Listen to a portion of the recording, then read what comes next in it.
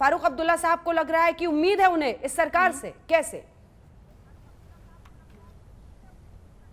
जी जी 31 अगस्त 2021 को, यानी 10 दिन पहले भी नहीं हुए हैं, गवर्नमेंट ऑफ इंडिया की और हमारे एम्बेसडर टू कतर की और तालिबान की एक मीटिंग दोहा में होती है। वहां हमारी सरकार जो है तालिबान को एक मेमोरेंडम सबमिट करती है। मेमोरेंडम में लिखा है कि हम चाहते हैं, हमारी सरकार चाहती है कि तालिबान एक इंक्लूसिव गवर्नमेंट बनाए, तालिबान ह्यूमन राइट्स जो है उनका उल्लंघन ना करे, बल्कि ह्यूमन राइट्स लोगों को रिस्पेक्ट करे, वो वहां की महिलाएं और वहां के रिलीजियस माइनॉरिटीज को रिस्पेक्ट करे। मुझे एक बात बताइए अंजना जी, ये जो सारे मेमोरेंडम हमने सबमिट किया था ना, अभी एक हफ्ता पहले मेमोरेंडम कतर में सबमिट करके आए हैं तालिबान को, क्या उस टाइम पे हमारी सरकार को शर्म नहीं आ रही थी तालिबान से उम्मीद करने में? कि तालिबान से उस टाइम पे आपको शर्म नहीं आ रही थी उनको बोलने में कि ह्यूमन राइट्स का उल्लंघन ना कीजिए? आज जब फारूक साहब ने बिल्कुल वही बात की है जो हमने मेमोरेंडम में कुछ एक हफ्ता पहले सबमिट किया है, तो फारूक अब्दुल्ला विलन हो गए। क्यों विलन हो गए? कहा कि महिलाओं की रिस्पेक्ट कीजिए, प्लीज ह्यूमन राइट्स की रिस्पेक्ट कीजिए, सभी मुल्कों और देशों के साथ एक अच्छा व्यवहार बनाए रखिए। आप एक बात मानिए अंजना जी, अगर 2 मिनट के लिए मान लेते हैं फारूक साहब जी ने इसका उल्टा कह दिया होता, अगर फारूक साहब कहते कि बाकी कंट्रीज के साथ अच्छा रिलेशन मत रखो, अपनी महिलाओं पे जुल्म करो, अत्याचार करो, अपनी रिलीजियस माइनॉरिटीज के साथ उनको इंक्लूसिव गवर्नमेंट मत बनाओ, तब तो आपने पूरे देश में आग लगा दी होती, तब तो फारूक अब्दुल्ला पे आपने 4 केसेस लगा दिए होते। देखिए ये मुसलमान टेररिस्ट कैसी बात करते हैं, कहते हैं कि इंक्लूसिव गवर्नमेंट मत बनाइए, कहते हैं कि महिलाओं के उल्लंघन की बात करते हैं, तो क्या कहें? संबित पात्रा जवाब दीजिए, वो तो उल्टा सरकार को घेर रही है, आपको शर्मानी चाहिए, आप ही ने जाकर बातचीत की है अभी। फारूक अब्दुल्ला हो चाहे महबूबा मुफ्ती हो, तालिबान को कहीं ना कहीं आगे रख करके अपनी बंदूक चलाने की कोशिश कर रहे हैं, कोई आज से कोशिश नहीं कर रहे हैं। यही फारूक अब्दुल्ला है जिन्होंने कहा था ये पीओके क्या तुम्हारे बाप का है, ये क्या इंडिया के बाप का है जो तुम ले लोगे पीओके को? ये तो पाकिस्तान से बात करनी पड़ेगी। पाकिस्तान ने क्या चूड़ियाँ पहन रखी है? वैसे वह चूड़ियाँ पहनने को कभी कमजोरी के निशान नहीं मानता, मगर फारूक अब्दुल्ला ने कहा था कि पाकिस्तान ने क्या चूड़ियाँ पहन रखी है जो आपको पीओके दे देगा? आप सोचिए, इस प्रकार का बयान देने वाले व्यक्ति से आप क्या एक्सपेक्ट कर सकते हैं? जो लोग कहते हैं आर्टिकल 370 को छूकर तो दिखाओ, 1000 जन्म मोदी जी को लेना पड़ जाएगा, तिरंगा उठाने वाला कोई नहीं रहेगा, आग लग जाएगी, उन लोगों से आप क्या एक्सपेक्ट करते हैं? स्वाभाविक है ये शरिया कानून के खिलाफ कभी नहीं बोलेंगे, ये हमेशा शरिया कानून के पक्ष में ही खड़े होंगे। पूरे देश में शरिया लगे उसके पक्ष में तो फारूक अब्दुल्ला भी थे, महबूबा मुफ्ती भी थी, कांग्रेस के कई नेता भी थे, कि पूरे हामिद अंसारी जी खुद थे कि पूरे देश में हिंदुस्तान में शरिया कानून लग जाए, ये तो इन लोगों का मकसद रहा है। और देखिए कश्मीरी पर 4 लाख से अधिक कश्मीरी पंडितों को अपने घर से बेघर करके, आप जानती हैं अंजना जी, जब आप बैठे हैं यहाँ सुशील पंडित से आप विस्तार से पूछ लीजिएगा, जब कश्मीर में इन लोगों ने कश्मीरी पंडितों को बाहर निकाला था उस समय मस्जिद से क्या कॉल होती थी?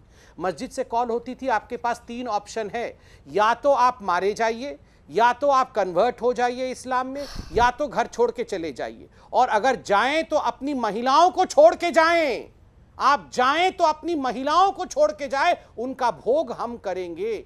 ये सोच रहा है इन लोगों का। ये कॉल मस्जिद जैसे पाक स्थान से होती थी। मेरी बात मत माने, कश्मीरी में इन कॉल को क्या कहते थे अभी सुशील पंडित जी से आप पूछ लीजिएगा। आप उन लोगों से क्या अपेक्षा करती हैं अंजना जी? वो क्या बोलेंगे?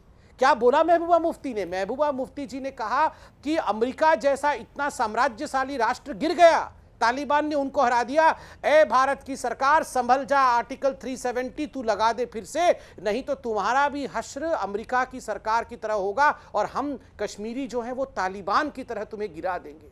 खुद आप बताइए, खुद वो कश्मीर की जनता को, आवाम को, और मुझे तो कष्ट हो रहा है कहते हुए, मुसलमानों को तालिबान के साथ खुद इनके नेता कंपेयर कर रहे हैं। जी रागिनी जी, सरकार किस तरह से हैंडल कर रही है डिप्लोमेटिकली, क्योंकि हमारे कई लोग हैं वहां पर, जो इंफ्रास्ट्रक्चर का काम हो रहा था, हमारे वर्कर्स वहां पर हैं, डिप्लोमेटिकली हैंडल करना ताकि वहां पर परेशानी ना हो उन लोगों को, अलग बात है, लेकिन यहां पर आकर उस सरकार की प्रशंसा करना जिसमें आतंकियों की पूरी फौज है, क्या कांग्रेस पार्टी से गलत मानती है?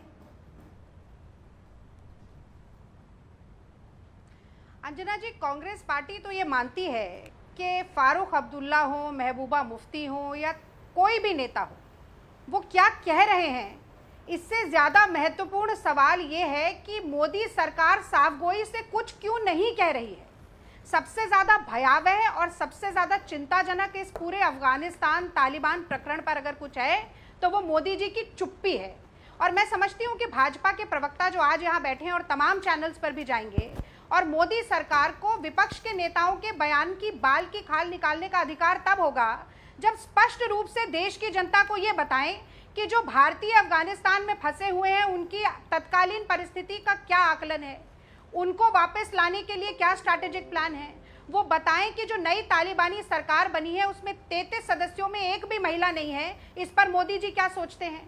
33 सदस्यों में से 30 पश्तून हैं और ज़्यादातर ग्लोबली डिफाइंड टेररिस्ट हैं। इस पर मोदी जी की क्या प्रक्रिया है। वो ये भी बताएं ज़रूर कि आपने जिस बात का जिक्र किया कि बामियान में बुद्ध की प्रतिमा को ध्वस्त करने वाला व्यक्ति अफगानिस्तान का शीर्षस्थ नेता होगा, मोदी जी इस बारे में क्या राय रखते हैं। और ये तो ज़रूर बताएं कि हक्कानी ने सिराजुद्दीन हक्कानी और हक्कानी नेटवर्क के तमाम आतंकी जो मंत्री बनेंगे अब अफगानिस्तान में, वहां पर जाकर राज करेंगे, वो हक्कानी नेटवर्क जिसका संचालन और नियंत्रण आईएसआई के पास है, तो पाकिस्तान का इंटरफेरेंस अफगानिस्तान में कितना बढ़ेगा और इसका दुष्परिणाम कश्मीर पर क्या होगा, इसके बारे में मोदी जी क्या सोचते हैं। इतने मिनट तक तो कांग्रेस की प्रवक्ता बोलती रही मोदी जी के मुंह में दही, मोदी जी ऐसे, मोदी जी वैसे, तालिबान के बारे में शायद कुछ बोला ही नहीं। बहरहाल इनका मुख्य प्रश्न था कि मोदी जी कुछ बोलते क्यों नहीं है, कुछ बोलते क्यों नहीं है, कुछ बोलते क्यों नहीं है। कमाल की बात है, कुछ फर्क है कि नहीं अंजना जी मोदी जी और राहुल जी में। एक बोलता ही रहता है, कुछ करता नहीं है, एक बोलते नहीं है, कर देते हैं। यही फर्क है दोनों के बीच में। आप देखिए आर्टिकल 370 के बारे में मोदी जी बोलते नहीं है, बोलते नहीं है, बोलते हो गया। आर्टिकल 370 हट गया तो क्यों हट गया, क्यों हट गया। राम मंदिर कब बनेगा, मोदी जी बोलते नहीं है, डेट बोलते नहीं, हो गया, बन रहा है तो क्यों बना दिया। अरे सीए के बारे में मोदी जी बोलते नहीं है, बोलते नहीं है, बोलते नहीं है, हो गया, आ गया तो क्यों आ गया सीए, हटाओ सीए, हटाओ सीए। पाकिस्तान के बारे में मोदी जी बोलते नहीं है, मोदी जी बोलते नहीं है। एयर स्ट्राइक कर दिया, सर्जिकल स्ट्राइक कर दिया तो बोल रहे हैं कि अच्छा कहाँ है, फर्जिकल है ये, तो हमें प्रूफ दिखाओ, कितने कौवे मारे, कितने पेड़ गिराए। मोदी जी और राहुल जी में यही फर्क है, एक कुछ जानता नहीं और केवल बोलता रहता है, तो अफगानिस्तान पर कुछ बड़ा करेगी सरकार और करते हैं, बोलते नहीं। आतंकियों की सरकार पर कुछ बड़ा करेंगे आप लोग। अंजना जी एक रिबटल का मौका दीजिए। अंजना जी सुनिए, अंजना जी आपने मुझसे सवाल पूछा, मैं जवाब देता हूँ। अंजना जी इसका जवाब आपने खुद बहुत सोच समझकर सूझबूझ के साथ दिया। आपने कहा हमारे इंफ्रास्ट्रक्चर के वर्कर्स वहाँ पे हैं, हजारों भारतीय वहाँ पर हैं। आप क्या चाहती हैं, आप भी जो चाहती हैं हम भी वही चाहते हैं कि हमारे ये भाई बहन सुरक्षित वापस आ जाए।